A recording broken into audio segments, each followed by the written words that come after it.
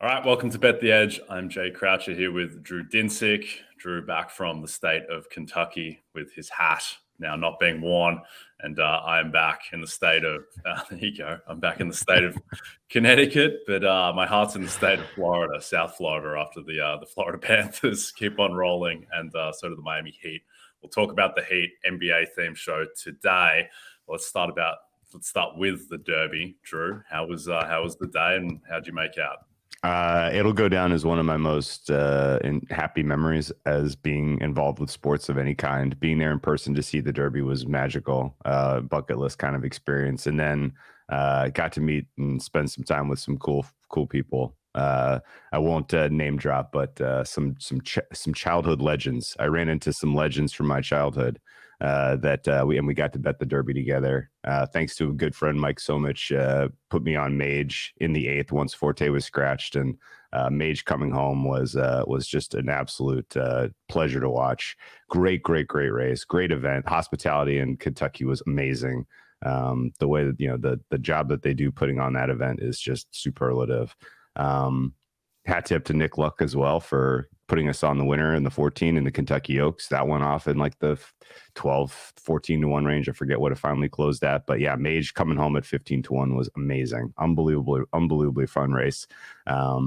Being there, boots on the ground, afforded us the news that Forte might not go early, so we got to get ahead of that, which was pretty profitable as well. But so from a handicapping perspective, was Mage the best horse in the field? Yes, in my opinion. He was definitely among the lightest race horses, so there wasn't a lot known about how high his ceiling was. But his Florida Derby was eye-opening, where he almost took down Forte, even though he had one of the most miserable starts to a race I've ever seen a racehorse have. That comes with an experience. Now that Mage has kind of got his boots under him, for lack of a better word, I think he's going to be the horse to beat clearly at the Preakness. And then, if everything breaks correctly, we'll get another decent bet on Mage at the Preakness, and then hopefully he goes off as a prohibitive favorite for the Belmont in the hopes of winning the Triple Crown, and we can come for him with your boy Tapit Trice, because Tapit Trice needed about another quarter mile, and I think he was going to win this race. He was building up the momentum coming down the home stretch. I think in a smaller field, I think with a longer race, I think Trice is the horse to beat. So, crossing my fingers that the rest of the Triple Crown plays. Mage gets the second one done, and then we can come for him with Tapit Trice in the Belmont. Yeah, I got to say, there's no better feeling than being on a winner at one of these massive events and being there in person. I think my favorite sporting memory is being at the Super Bowl 2 years ago with my Cooper Cup yes. MVP ticket, being in SoFi with a friend who'd flown over from Australia and getting that home as he catches the touchdown in the right corner. I'll never forget that, but glad you're able to get that one home. Let's try to get some others home. Let's start with Knicks-Heat. Pivoting to the association. Heat 4.5-point favorites tonight, total a lowly 206. Where are you at on this series at the moment? I am pretty much assuming that the Heat are going to be probably the first team to advance to the conference finals. Amazingly. Would have thought that the Celtics coming into that series were live to sweep the Sixers, not to be. That's now 2-2. Amazingly, would have thought the Nuggets could sweep the Suns. That's now 2-2, improbably. And yeah, here we are with the Heat potentially taking a 3-1 lead back to the Garden. 4.5-point favorites seems fair to me. I think this game, I really don't know what the Heat are going to be able to do to defend the Knicks. I don't know what the Knicks are going to be able to do to defend the Heat better. The Heat are going to get into the low 100s, mid 100s here. The Knicks need to find some offense, and so I do realistically think they have to come up with they just have to give up some defensive strategy here, get some more offense on the court in some way. If you're not getting if you're not getting 100 points in this game, you're not winning. So I think the over 207.5 is the way to attack this, assuming that the Knicks find some semblance of offense. I still think they probably lose the game, but to me, 207.5 looks a little low considering Knicks have their backs against the wall. I think if this gets into a situation where we have, say, 4 minutes left to go and the Heat have any kind of meaningful lead, this is going to turn into a free throw fest. Knicks can't, they realistically can't lose this game and expect to have any hope in this series. So you're going to see them do a little bit of a kitchen sink here. So over 207.5 is the best bet. I make a strong enough case for you to get involved there. Yeah, and total's ticking up, moved up 1.5 points in the past few hours. I think the thing with this series that's maybe not being focused on enough is that Brunson, Randall, Quickly, and Grimes are all playing injured. And Brunson doesn't have much lift at all. Randall, I don't think would be playing if this was the regular season. Quickly, I'm not sure if he's even going to play tonight. And he was fading out of the rotation a bit, but they played him more in game 3, and he's still one of their better players, certainly. And then Grimes, who was huge for them down the end of the season, I don't think he would be playing either with his shoulder if this is the regular season. So just doesn't seem like they just don't have enough. Jimmy came back. He didn't quite look as explosive as he was pre-injury, but he still looked plenty good enough for them to win this series comfortably. And I mean, this Heat team it's just bizarre. I don't understand it. I don't understand how they were one shot away from the finals last year. I don't understand how it looks like they might go through the first 2 rounds of the playoffs going 8-2 as underdogs in both series, which is insane. But I think you just have to treat them as pretty much the team that they were last year when they were a 1 seed and they were 1 shot away from making the finals. And we'll talk about some futures, but I mean, Tyler Hero is going to be back soon as well. Like, he'll be back if they make the Eastern Conference Finals. So all of a sudden, this team, which I thought was going to get swept by Milwaukee, is live to make the finals and win the title, which is insane.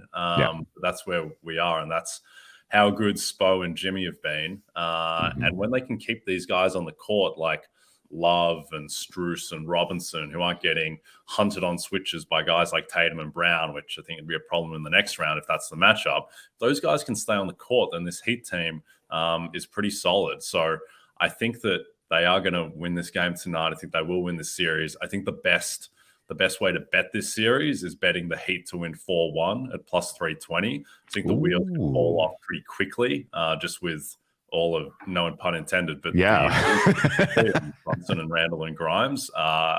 If you think about just mathing out the prices, you have to think that for that not to be a bet, you have to think that the Heat are bigger than plus 160 moneyline dogs in game 5 if they win tonight, which I just don't think that's the case. I think there's more scope for that to be plus 130 to plus 140 if they win tonight. So I think that's a bet. What do you think? Yeah, I hadn't really considered taking on that avenue, but I strongly agree with you. I mean, we're reliving the bubble. I can't believe it, but the Heat are just finding incredible ways to beat, to survive and advance here. Only thought or question I have for you. Quickly has been pretty poor the entire playoffs, really. Like we haven't, for whatever it's worth, his, the lights being on are not serving him well. He is playing very tight. I think he was 2 of 8 from 3 in game 3. Is there any chance that him not being less involved and some surprise bench player comes in and just gives them a little bit of an offensive boost in this game? Or do you think realistically the Knicks just kind of roll over and call it a series? Yeah, well, much like myself, I think Emmanuel is reeling from losing 6th man of the year to Malcolm Brogdon.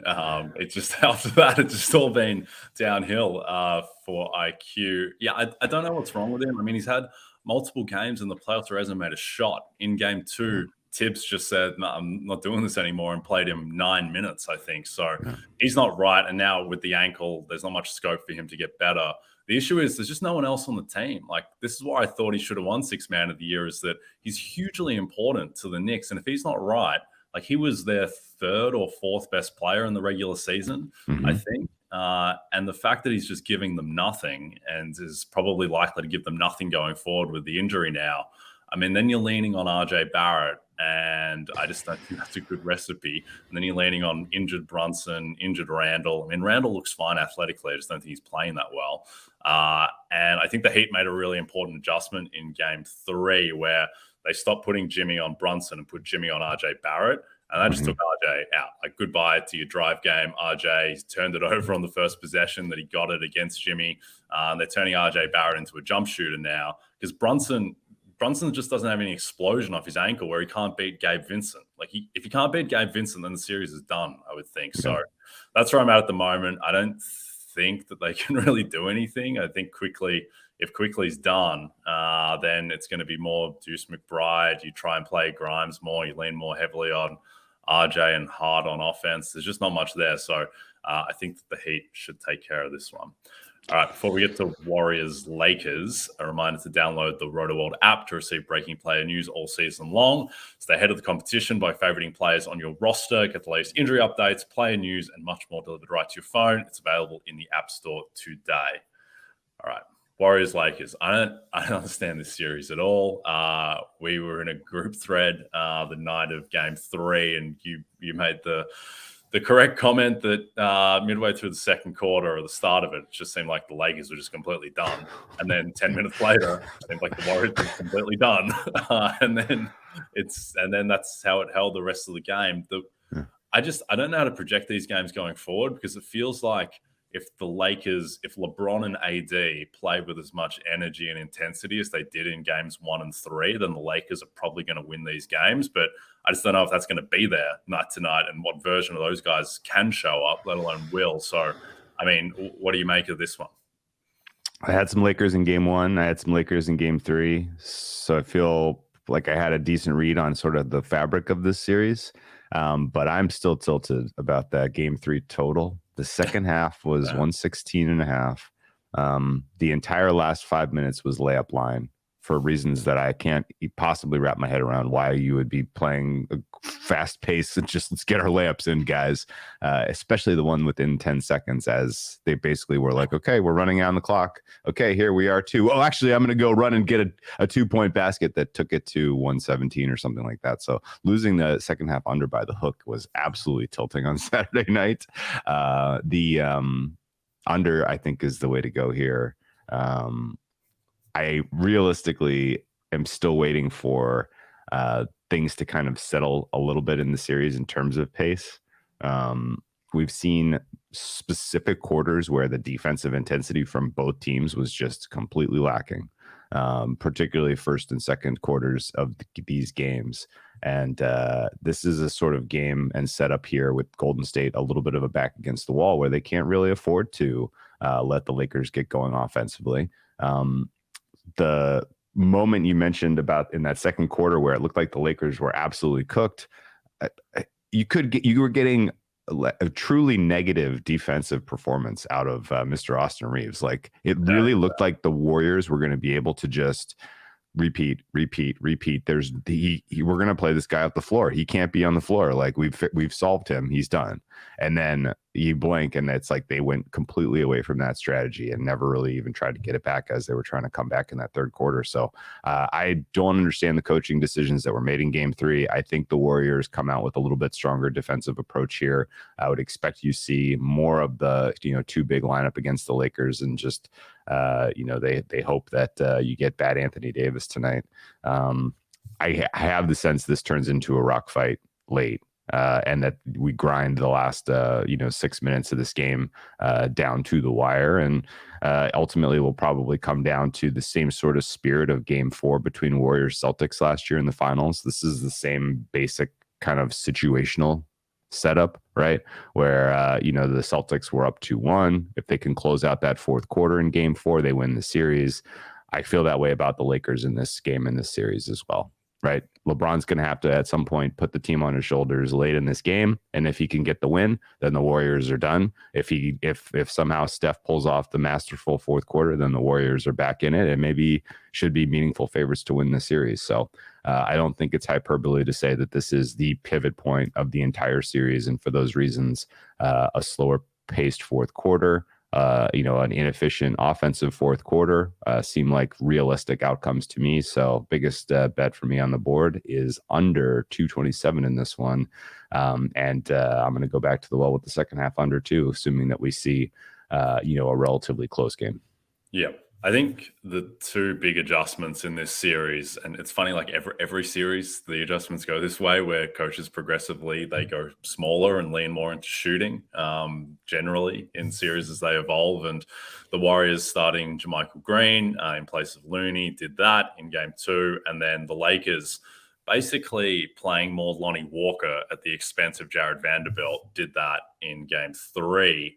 And I mean, that makes sense to me that like the Lakers, they just needed more offense. And then you rely on Anthony Davis to be Superman on defense to cover up for Lonnie Walker. And he did that.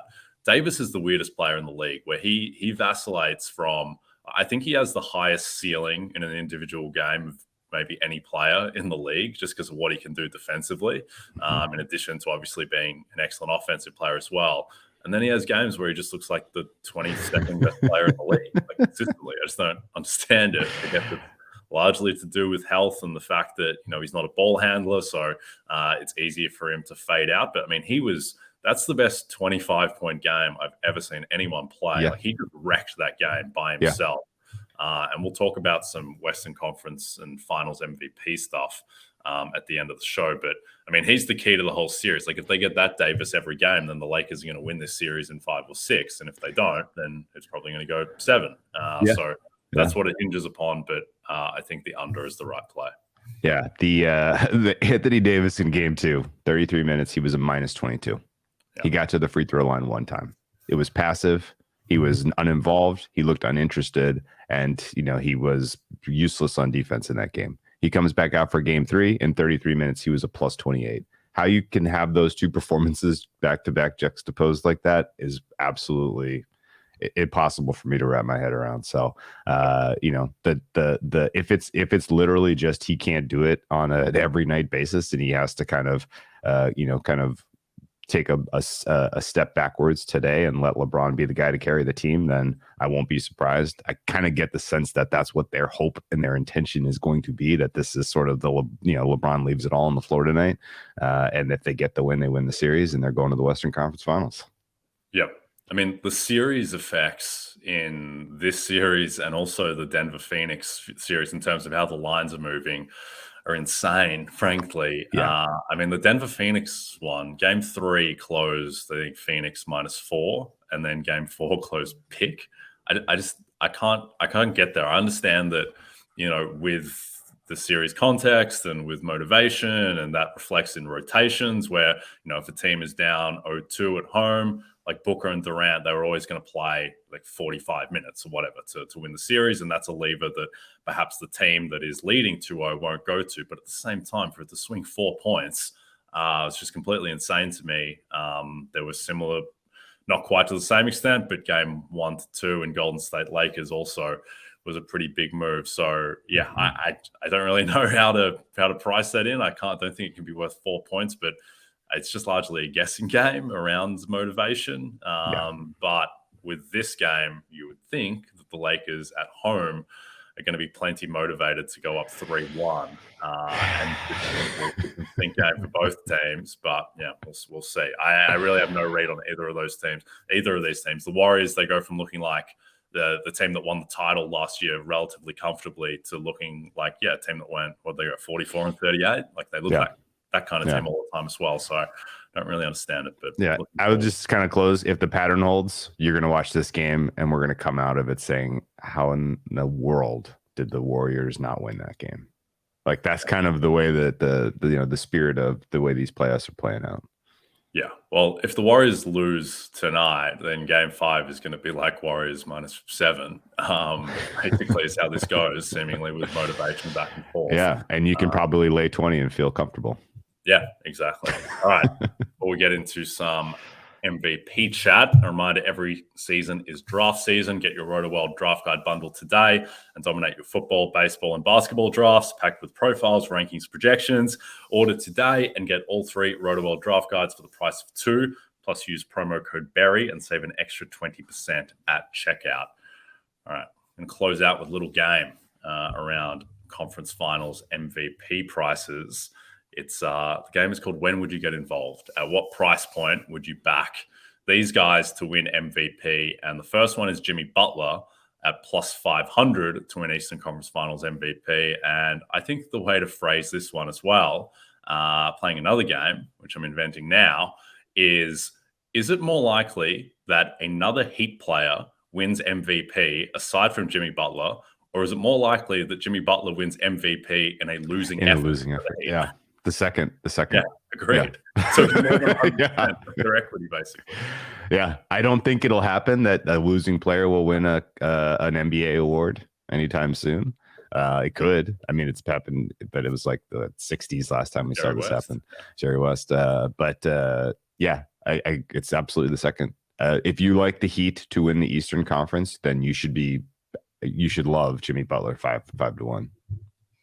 Yep, I agree with that. I think that's the way to bet it. Same with Finals MVP. Yeah, if he's longer than their series price or their finals price, then just back Butler. Plus 500. It's not super appetizing. I mean, they're going to be relatively long in the next series, though. Philadelphia winning game 4 makes that a little bit more of an attractive proposition because they could certainly more likely to beat the Sixers than they are the Celtics. But plus 500, I would probably want closer to plus 600 to actually back that. Joel Embiid, who did not cover himself in glory yesterday, Drew. He looked completely rattled in that fourth quarter against Al Horford. Could have used that performance in the last week of the regular season to get the Giannis MVP bets home, stonewalling Embiid. But he's plus 440 to win Eastern Conference Finals MVP. What price would you need to back Embiid? I would consider it at 440 to 1. Yeah, okay. Oh, plus 440? Oh, no, thank you.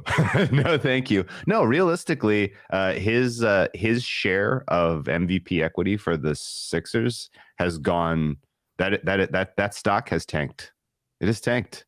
This is now a very, very split kind of conversation about who is carrying this team right now between him and James Harden. James Harden has clearly been the better player in this series. And honestly, if you're telling me Embiid's going to miraculously heal his knee between now and when we get to the finals, not buying it. I think he's potentially going to miss more games. I think he could potentially continue to look like he just does not have the fire to fight through some of these series, considering how hard it is. So I would need to get somewhere in the 10-1 price to get involved with Joel Embiid as my Eastern Conference MVP. I think plus 440 is absurd. Yeah, I'm not quite a 10-1, but yeah, it's definitely a lot more fractured. I mean, before the playoffs, you would have thought that Embiid was, not quite Jimmy Butler on the Heat levels of equity, but not that far off, to be honest, like north of 90%. And now that's not the case. I think another thing, not to disrespect Jimmy and the Heat, but there's a chance that could be a shorter series just because they're going to be, if the Sixers, if they make it to the Eastern Conference Finals, they're going to be pretty big favorites. And when you have a shorter series, that throws up more variance and more chance for an underdog to win. Like, for instance, if the finals were Sixers-Nuggets, the chances of Tyrese Maxey winning Finals MVP are close to nothing. But if it's against the Heat or the Knicks in an Eastern Conference Finals matchup, then a bit more scope for that to be a shorter series. And guys like that are a little bit more likely. But I agree, plus 440, not super appetizing on Joel. Stephen Curry, pivoting to the Western Conference, he's plus 480 to win MVP on that side. What price would you need there? I would need closer to 8-1 to bet Curry. And that's because, I mean, do the math for me on the back of the envelope for getting out of this Lakers series and then defeating the Nuggets or the Suns. It's close to 8-1. I mean, they're around plus 175 fair to get out of this one, plus 175 to plus 200. And then, I mean, I don't know what the series price is going to be in the next round because there's so much still up in the air. We've got Phoenix-Denver games moving around 4 points game to game. And Chris Paul's health is a big question mark. Like, the Warriors could be favored potentially over the Suns. They could also be clearly underdogs. I think they will be underdogs against Denver, just based on everything that's transpired. But again, I mean, Curry is pretty close to 100% of Golden State's equity, particularly as it seems pretty unlikely that it would be a short series in the Western Conference Finals, like a sweep. So there's just no one else. Like, the team is just entirely Steph. What's Jordan Poole? Klay Thompson is going to win MVP. I just don't think it's viable. So, no.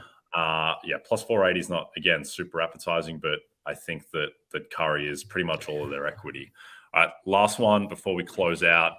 Devin Booker is plus 700 for Western Conference Finals MVP. Now, he's the same price as Durant. That wasn't the case. They weren't getting the same level of equity even a day ago. I think this is right. I think it's pretty much 50-50 between these two guys. I might even slightly lean Booker now, just because the offense runs so much more through him.